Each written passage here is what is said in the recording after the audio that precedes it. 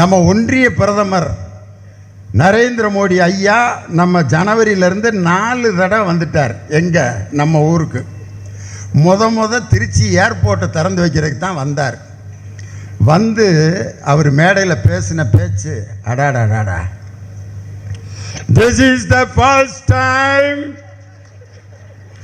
I am coming to Tamil Nadu in 2024. My first program in Tamil Nadu. முதல் நிகழ்ச்சி தமிழ்நாட்டில் கலந்துக்கிட்டாராம். ரொம்ப சந்தோஷம் ஐயா. எங்கள் நாட்டை மதித்து ஜனவரி மாதம் முதல் நிகழ்ச்சியை வந்து நீங்கள் கலந்துக்கிட்டதில் ரொம்ப சந்தோஷம், நன்றி. ஆனால் கலந்துக்கிட்ட நிகழ்ச்சி என்ன நிகழ்ச்சி தெரியுமா? திருச்சி விமான நிலையத்தை திறந்து வச்சார். அந்த விமான நிலையத்தில் இப்போ விமானமே ஓடலை. திண்டுக்கல் போட்டு பூட்டி வச்சிருக்கேன். முதல் நிகழ்ச்சியிலேயே கலந்துக்கிட்ட நிகழ்ச்சி ஓடாமல் பூட்டி இருக்குன்னா 2024 உங்களுக்கு மிகப்பெரிய திண்டுக்கல் பூட்டி உங்கள் ஆட்சியை முடிவு கட்டப் போகிறவர் எங்கள் தளபதி மு.க. ஸ்டாலின் அமைத்த இந்தியா கூட்டணி. அவர் ஐயா ஒன்றிய பிரதமர் எந்த மேடைக்கு போனாலும் திருக்குறள் சொல்லுவாருங்கய்யா. அது ஒரு திருக்குறள் அடிக்கடி சொல்லுவார். புழுதுண்ட பால்பார் மற்றபார் தொழுதண்ட பன்சல்பார். திருவள்ளுவர் தேம்பி அழுகிறார். நான் எவ்வளவு கஷ்டப்பட்டு எழுதுனதை இந்த மனுஷன் இந்தியில் எழுதி இப்படி வாசிக்கிறார். ரொம்ப சந்தோஷம் திருக்குறளை சொல்றது. சொன்னீங்களே, அதை வாழ்க்கையில் கடைப்பிடிக்கிறீங்களா? உழுதுண்டு வாழ்வாரே வாழ்வார், மற்றவர் தொழுதுண்டு பின் செல்வார் அப்படின்னு சொன்னால் விவசாயிகளுக்கு நீங்கள் நன்மை செஞ்சுருக்கணும்ல. இன்னைக்கு டெல்லியில் லட்சக்கணக்கான விவசாயிகள் பட்டினியோடும் வெயிலில் கிடந்து போராட்டம் நடத்துகிறார்கள். அவர்கள் கேட்கின்ற அந்த கோரிக்கையை செவிசாய்க்காமல் புழுதுண்டு பால்பார் மற்றபார் தொழுதுண்ட பென்சல்பார். படிக்கிறது ராமாயணம், இடிக்கிறது பெருமாள் கோயிலும் பாம்பார். இதுதான். அரேபியாவுக்கு போய் அங்கே இருக்கிற சேக்கை கட்டி பிடிச்சி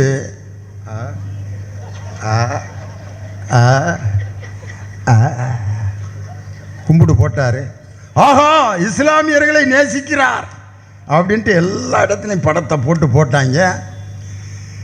இஸ்லாமியர்கள் ரமலான் நோன்பு தொடங்குற அன்னைக்கு அவர்களின் சோத்துல மண்ணெல்லி போட்ட மாதிரி குடியுரிமை திருத்த சட்டத்தை அமுல்படுத்தி இஸ்லாமியர்களை மட்டுமல்ல வேறு நாடுகளிலிருந்து இந்த குடியுரிமைக்காக வந்திருப்பவர்களை எல்லாம் கொடுமைப்படுத்தி வஞ்சனை செய்த சட்டத்தை அமுல்படுத்தி இருக்கிறது இன்றைய ஒன்றிய அரசு. இந்த சட்டம் நிறைவேறுவதற்கு யார் காரணம் தெரியுமா? பாராளுமன்றத்தில் ராஜ்யசபாவில் ஓட்டெடுப்பு நடத்துகிறாங்க. அந்த ஓட்டெடுப்பு நடத்தும் பொழுது ஆதரவாக ஓட்டு எவ்வளவு வந்துச்சுன்னா 124. எதிர்த்து வாக்களித்தது திமுக, காங்கிரஸ் உள்ளிட்ட வாக்குகள் 99. எத்தனை ஓட்டு வித்தியாசம்? 13 ஓட்டு வித்தியாசம். அந்த 13 ஓட்டை சேர்த்து போட்டது யாருன்னா அதிமுகவும் பாட்டாளி மக்கள் கட்சியும். அவங்க மட்டும் இந்த பக்கம் சேர்ந்து ஓட்டு போட்டிருந்தால் இன்று குடியுரிமை திருத்த சட்டம் அமுலாகி இந்த நாட்டிற்கு நடைமுறைக்கு வந்திருக்காது. அந்த நேரத்தில் துரோகம் செய்துவிட்டு இப்போ ஐயா எடப்பாடி பழனிசாமி நாங்கள் சிறுபான்மையின் பாதுகாவலர்கள் ஆஹாஹா ஓஹாகா அப்படின்னு அடிச்சு விட்டுக்கிட்டு இருக்காரு. இதெல்லாம் இருக்கட்டும். அந்த முதல் நிகழ்ச்சியில் கலந்துக்கிட்ட நம்ம ஒன்றிய பிரதமர் நரேந்திர மோடியை இன்னொரு கேள்வி கேட்குறேன்.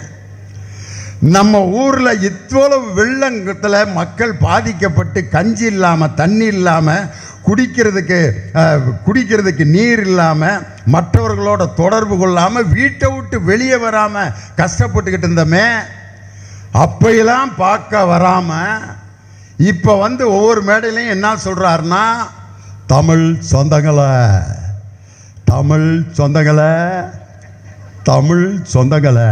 நம்மெல்லாம் சொந்தமா. இப்போ இது எப்படி இருக்குன்னா, நம்ம ஊரில் இந்த டெத்துக்கெலாம் போவாங்க.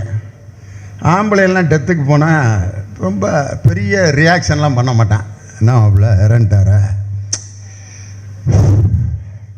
நல்லா தானடா இருந்தார், நல்லா இருந்தவன் தான் சாக முடியும், ஏற்கனவே செத்தவன் இன்னொரு தடவை சாக முடியுமா, கண்டுபிடிச்சி கேட்பேன், நல்லா தானடா இருந்தார்.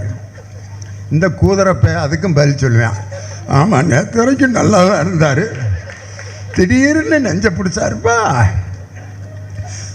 விழுந்துட்டார், ஆஸ்பத்திரி தூக்கிட்டு போனால் போகிற வழியிலேயே. அதுக்கு இவன் பேசாமல் போக வேண்டியதானே, எதுக்கு இங்கே இருக்கிற ஆஸ்பத்திரி தூக்கிட்டு போனேன், அங்கே பாரிஸில் எங்கேயாவது பெரிய ஆஸ்பத்திரி கொண்டு போயிருந்தால் பொழைச்சிருப்பான்லங்கிறான். ஒன்று என்னடா நம்ம தான் மர்டர் பண்ணுற மாதிரிலாம் பேசுகிறேன் அப்படின்ட்டு அடுத்து வந்தவன்ட்ட மேட்ரை மாற்றிட்டேன். எப்படா செத்தாரு, நெஞ்சு வலிக்குதுன்னு அறியா, அந்த தூரத்தில் ஒரு 15 கிலோமீட்டர் தள்ளி ஒரு நல்ல டாக்டர் இருக்காருன்னு கூட்டிகிட்டு போனேன். போகிற வழியிலே எதுக்கு அவ்வளோ தூரத்துக்கு கூட்டிகிட்டு போனேன், பக்கத்தில் தம்புச்செடி தெருவில் ஒரு டாக்டர் இருக்கார்ல, அவர்கிட்ட என்னடா இதை சொன்னால் அதுங்கிறேன், அதை சொன்னால் இதுங்கிறான்ட்டு அடுத்து வர்றவன்ட்டு ரெண்டையும் சேர்த்து சொல்லிட்டான். எப்படா செத்தாரு, பக்கத்தில் தம்புச்செடி தெருவில் ஒரு டாக்டர் இருக்கார்ல, அவர்கிட்ட கூட்டி போனேன். அவர் அந்த 15 கிலோமீட்டர் தள்ளி இருக்க டாக்டர்கிட்ட கூட்டி போய் சொல்லிட்டாரு, அங்கே போகிற வழியில் இறந்துட்டார். அதுக்கு இவன் எதுக்கு ஒவ்வொரு டாக்டராக கூட்டிக்கிட்டு போனேன், வீட்டிலையே வச்சுருந்தேன், அவன் பாட்டுக்கு செத்துருப்பான் நிம்மதியா. ஐயோயோ எந்த ரூட்டில் போனாலும் நம்ம தான் கொலை பண்ண மாதிரியே கொண்டு வர்றாங்களேன்ட்டு அடுத்து வர்றவன்ட்டு என்ன சொல்லியிருப்பான்னு நினைக்கிறீங்க, எப்படா செத்தாரு நீயே எழுப்பி காட்டுக்கடா, நான் எதுவும் சொன்னாலும் நீ நம்ப மாட்டேங்கிறான்ட்டான். அவனை எழுப்பி கேட்டால் பதிலாக சொல்லுவேன். டெத்தில் ஆம்பளை போய் இப்படி பேசிகிட்டு இருப்பேன், பெண்கள் தான் போய் அந்த இறப்பில் அவங்களுடைய உணர்வுகளை பூரா வெளிப்படுத்தி ஒப்பாரி வைப்பாங்க. எங்கள் மதுரை பக்கம்லாம் பார்த்தா அதுக்குன்னே ஒரு குரூப் இருக்கும், நீ யானை இல போனாலும் போன இல போனாலும்யா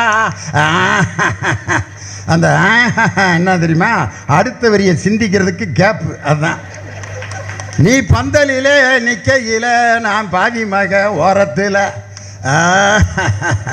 அப்படின்னு வச்சுட்டு அதில் இன்னொரு கிளவி சேர்ந்து ரெண்டும் ஒப்பாரி வைக்கிறப்போ திடீர்னு ஒரு கிளவி இப்படி அண்ணாந்து பந்தலை பார்க்குறா, பாவக்காய் காய்ச்சி தொங்கிட்டு இருக்கு, கிளவி பாட்டை மாற்றிட்டா, பந்தலிலே பாவக்கா பந்தலிலே பாவக்கா அப்படின்னு கூட இருந்த கிளவி போகையில் பார்த்துக்குருவான் போகையில் பார்த்துக்குருவான்னா, வீட்டுக்கார கிளவி உள்ளே பூந்து தொட்டையினா வெட்டி பிடுவேன், நான் விதைக்கில்ல விட்டுருக்கேன் எடுவட்ட சிரிக்கலா இளவ மட்டும் பாருங்கடியா. 3 பாவக்காயை கொள்ளையடிக்கிறதுக்கு ஐடியா பண்ணிக்கிட்டு இருக்கு, கிழவி அவர் வாட்டுக்கு கிடக்கிறார். இந்த 2 கிழவியும் பாவக்காயை கொள்ளையடிக்கிறதுக்கு ஒப்பாரி வச்சது வேற யாரும் இல்லை, நரேந்திர மோடியும் அமித்ஷாவும் தான். ஏன் நாங்கள் அவ்வளவு கஷ்டப்பட்டு இருக்கிறப்ப வந்து என்னன்னு கேட்காம ராமேஸ்வரத்தில் போய் 22 தீர்த்தத்திலையும் தூக்கி தலையில் தண்ணியை ஊற்றிக்கிட்டு இருக்கார்.